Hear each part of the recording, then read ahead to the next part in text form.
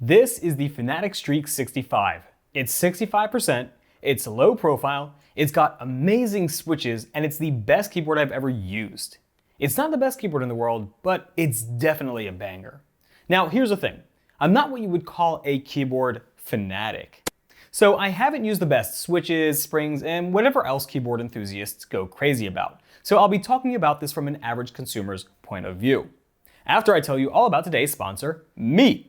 Below the video, you'll see two buttons, one subscribe button and one join button. I'll be honest, I don't care about my sub count, but I do care about money. So click that join button and give me either $2 or $5 of your dollars monthly so you can feed me and I can buy stuff for myself, which I'll end up reviewing. Okay, let's start with what's arguably the most important thing about a keyboard, these switches, because apart from everything else this keyboard offered, the switches really stood out to me. They're Chalk V2 switches from Kailh, and Fanatec calls it speed switches. They're linear, super smooth, very stable, and have a wonderfully satisfying sound.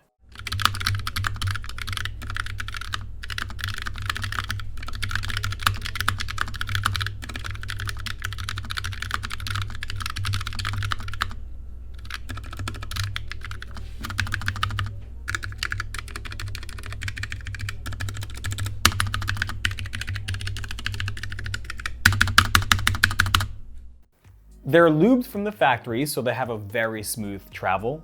They have the right amount of resistance, though that's really more of an opinion than anything else. They have a total travel of 3.2 millimeters, and Fanatec says that this switch has an advertised 1 millimeter actuation, which is 0.2 millimeters shorter than Kailh's spec. Is it actually 1 millimeter? No clue. Do they feel fast? Very. Are they too fast to where I'm accidentally pressing them or miskeying all the time? Surprisingly, no. Surprisingly, as in my girlfriend has a white Corsair K70 which has Cherry MX Speed Silver switches. And while they are very fast, they were so easy to actuate by accident that anything I typed made zero sense. This hasn't happened once with the Streak 65, and that's probably because the actuation force on the K70 is quite light compared to the Streak 65.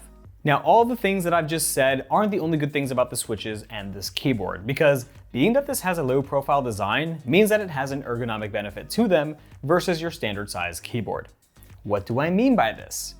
Well, because this keyboard has a low profile, that means that your finger's resting position is lower, which also means there's less wrist arching even when you're typing. This prevents stiffness and possibly long-term issues with your wrist and forearm. To show you what I mean, lay your hand on a flat surface like this while moving your fingers like this. Start moving your hand higher as you're still air typing, and you'll start to feel that the higher you go, the tighter your wrist feels, which isn't good. Now, most of you won't feel much of a difference, if any at all, when air typing on a keyboard with a low profile height compared to a keyboard with a standard height. But that doesn't mean that nothing bad is happening inside your wrist and your arm. So this is a welcome benefit to the Streak 65's low profile design, which the Mini Streak and especially the K70 can't provide. I mean, just look at the difference, it's crazy. Now sure, this isn't as low as a Logitech G915, which is the lowest keyboard I've ever seen, but that's totally fine because it's low enough and these switches have some benefits that the G915 doesn't have. For example, the G915's GL switches, while being extremely low profile, have poor keycap stabilization and the stems on the keycap are extremely fragile. This is not an issue at all with the keycaps on the Streak 65, as the mount for the switches are very strong and supportive, kinda like you. The keycap stem slides really deep and tight into the switch's hole, so there's no wobble, which means that when you're fingering the keyboard, it feels much more satisfying and higher quality compared to the G915, which feels loose. Unlike the super tight water bottle from LTTstore.com. Holy shit. Guess this is just gonna be wet the entire time. Anyway, what about the keyboard itself? Well, as I mentioned earlier, it's a 65% keyboard, which means that there's no number pad, no dedicated navigation keys, which is the insert, delete, page up and page down keys, and so on, and no dedicated function keys. Emphasis on dedicated, because the Streak 65 does include double function keys. On the south end of the keycap, you have white printed labels which tells you that key's second function. To trigger that function, hold the function key, then press whatever key you want to activate that second function. So really what you're missing here compared to a full-size keyboard is just the number pad, since everything is combined with the other keys. At least in theory. In practice, it's not as seamless as it sounds. This is the first 65% keyboard I've ever used, and I'll be honest, I didn't think that I'd get used to the layout at all, just like I didn't think I'd get used to going from a full-size keyboard to a 10 keyless like I did with a G915 TKL. Spoiler alert, I prefer TKL over full size now. And since I've never used this layout before, I figured maybe I prefer it over 10 keyless after some time of using it. And I do, but at the same time I don't. Don't get me wrong, this keyboard does great when it comes to combining keys. For example, the function number keys line up exactly with 1 through 10, with F11 and F12 being combined with the minus and plus key, so it's easy to tell which F key you're pressing. The media keys are also great, being right next to the right function key so you don't have to do some weird finger gymnastics because Fanatec set up the menu logically with the arrow keys for the next track, previous track, and volume up and down, and shift for mute and unmute. The problem for me, however, starts when it comes to gaming, notably Star Citizen in my case. I have to use both hands to be able to hold function and press whatever function key I need, since that game requires you to use function keys to do a lot of the game's functions. There is a function lock toggle if you hold function and press enter, but that's not viable since the game uses the entire keyboard, so I found myself wanting dedicated F keys. But I only felt that way when playing Star Citizen. I don't recall anything else requiring the use of F1 through 12, so I mostly never realized they were missing. So it's not bad, and if you're someone who hasn't used a 65% keyboard before, it's still worth trying to see if you'd like it. Fanatec, since you're listening, bring this Switch to your mini streak and I think you'll sell a butt ton of those. Now apart from all that, the size of this keyboard is adorably small. Whether you're someone who travels or stays in one place, it's so small that you'll never be annoyed that it's taking too much space, and when you're ready to go to a LAN party, just unplug and throw it in your bag. Again, you'll never need to worry about it taking up precious bag space. It's also pretty light, weighing about 400 grams, a little less than advertised, which was so light that when I got the package for this in the mail, I thought the box was empty, which we can also thank Fanatec's choice of materials.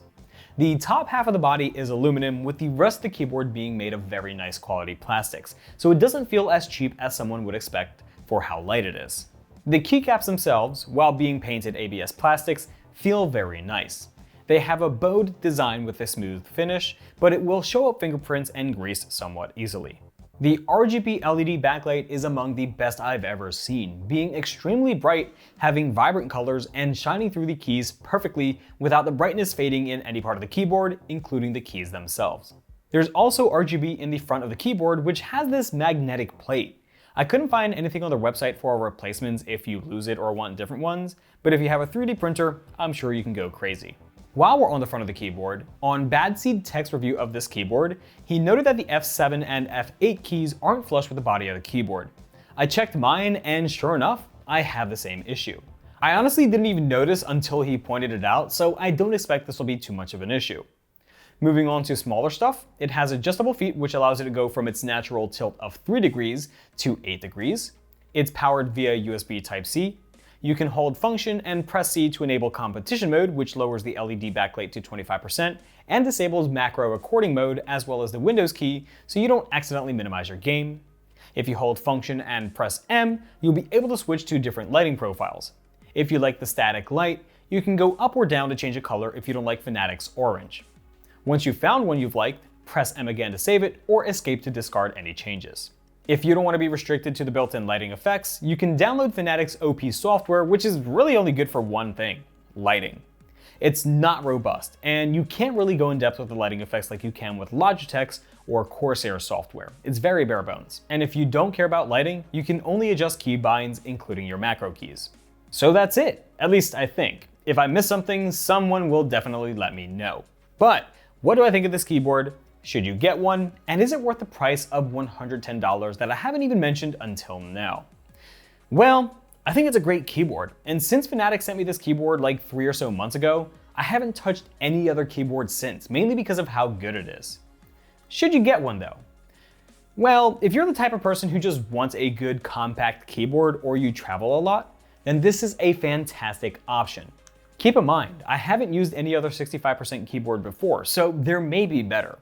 But if previous trends are anything to go by, manufacturers will use the same switches, design, keycaps, and so on for different sizes of a specific keyboard model, rather than make a new design from the ground up, like this. And when you have a 65% layout with a low profile design, there isn't too much opposition to sway me to go anywhere else. After a quick Google search, all I saw were a bunch of more expensive keyboards with taller keycaps. So it's not as low as this. Also, I didn't know that the 65% keyboard space was so expensive. Maybe there's a small form factor premium, kind of like desktops? I don't know. Anyway, if I were to go out and spend my own money on a 65% keyboard, I see no reason why I should pay more for other keyboards when this is already so good, has a lower profile, and is cheaper. Maybe I should try out other 65% keyboards that everyone loves so much to see why they love them so much. If you think I should, let me know. I think the only thing that I would like from this keyboard is for it to be wireless. Fanatic, make it happen. Thanks for watching. If you guys enjoyed the video, leave a like. If you disliked it, leave a dislike. If you guys want to check out any of the stuff I featured in this video, visit the links in the video description. Follow me on my socials if you want to see some cool upcoming stuff. And as always, have a great day, every day. Peace.